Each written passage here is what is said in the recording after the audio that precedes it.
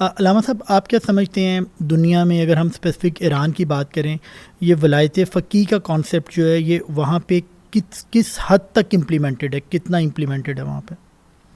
ایران کی خصوصیت یہ ہے کہ انہوں نے یہ نظام امامت و ولایت جو قرآن میں موجود تھا، روایات میں، سنت میں، کتابوں میں، فقہ میں نظام امامت موجود تھا، ابھی بھی موجود ہے، جی، فقہ اہل سنت میں موجود ہے، فقہ اہل بیت میں اور شیعہ میں موجود ہے، لیکن عملی طور پر حکمرانی اس مسلمانوں کے اوپر سلاطین کی، ملوک کی، آمریت کی سلطانی رہی ہے، تو انہوں نے نظام امامت کے لیے موقع ہی نہیں دیا، اور علماء نے بھی ان سلاطین سے سمجھوتا کر لیا اور امامت کے اور الہی نظام سے دستبردار ہو گئے۔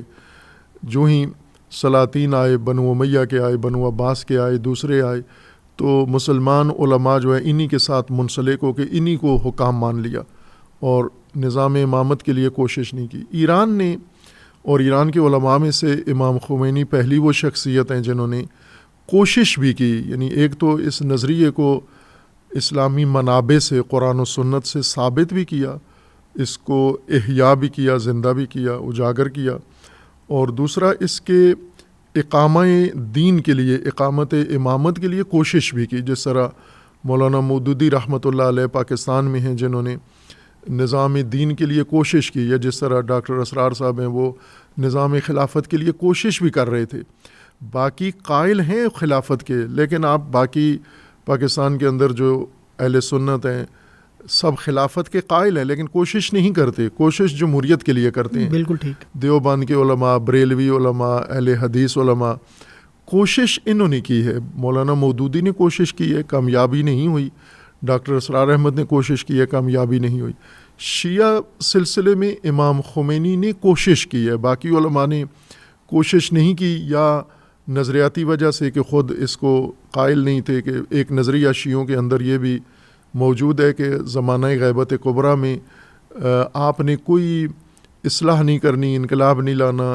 امامت کا نظام قائم نہیں کرنا، یہ امام مہدی آئیں گے تو وہ کریں گے آ کر، ان کے علاوہ کسی کو اختیار نہیں ہے۔ یہ بھی اس طرح کا ایک تصور تشیع کے اندر موجود ہے، لیکن امام خمینی نے اس کی نفی کی کہ یہ من گھڑت نظریہ ہے، اس کی کوئی قرآن و سنت سے تائید نہیں ملتی، چونکہ جو دین اللہ کا رسول اللہ کے ذریعے سے اترا ہے یہ قیامت تک تسلسل کے ساتھ جاری ہے۔ کسی کو حق نہیں پہنچتا کہ اس کے دین کا کوئی حصہ وہ کہے کہ یہ معطل ہے، یہ ملتوی ہے، یہ کینسل ہے، یہ آج کے زمانے کے لیے نہیں ہے، یہ فلاں کے زمانے کے لیے۔ ہاں، یہ نہیں کسی کو اختیار، نہ علماء کو اختیار ہے، نہ ائمہ کو اختیار ہے، نہ امت کو اختیار ہے۔ ساری امت مل کر بھی اگر یہ کہے کہ اللہ کے دین کا فلاں حصہ اس زمانے میں کے لیے نہیں ہے تو وہ غلط، باطل ہوں گے۔ اس نظریے کے تحت امام خمینی رحمۃ اللہ علیہ وہ یہ فرماتے ہیں کہ امامت کا نظام آج کے لیے بھی ہے، اور کوشش کر کے، اور ملت ایران کی یہ خوبی ہے کہ جب امام نے ان کو یہ نظریہ دیا تو انہوں نے قبول کیا اس کو، اور کوشش، امام کی کوشش کا حصہ بنے، اور انہوں نے شہنشاہ جس کی حکومت ختم کیا وہ شیعہ تھا، مسلک کے لحاظ سے، اعتقادی لحاظ سے، فیملی لحاظ سے شیعہ تھا وہ، لیکن اس کی حکومت ختم کی کہ اس کو حق حکومت نہیں ہے، امامت کی حکومت ہوگی۔ اور پھر جب ظاہر ہے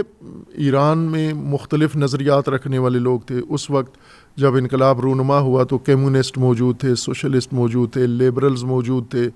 اور شیعہ فقہا کے اندر، علماء کے اندر بھی ایسے لوگ موجود تھے جو ولایت فقیہ کے قائل نہیں تھے۔ یہ سب تھے، لیکن اکثریت اور غلبہ ان لوگوں کا تھا جو اس نظام کو مانتے تھے، جنہوں نے اس کے لیے کوششیں کی اور یہ نظام نافذ کیا انہوں نے۔ تو اگر ہم یہ کہیں 100% لوگ وہاں پر ولایت فقیہ کے معتقد ہیں تو 100% تو نہیں ہیں، لیکن اکثریت ابھی بھی، جو آپ نے دیکھ لیا کہ اس نظام کو ختم کرنے کے لیے ٹرمپ نے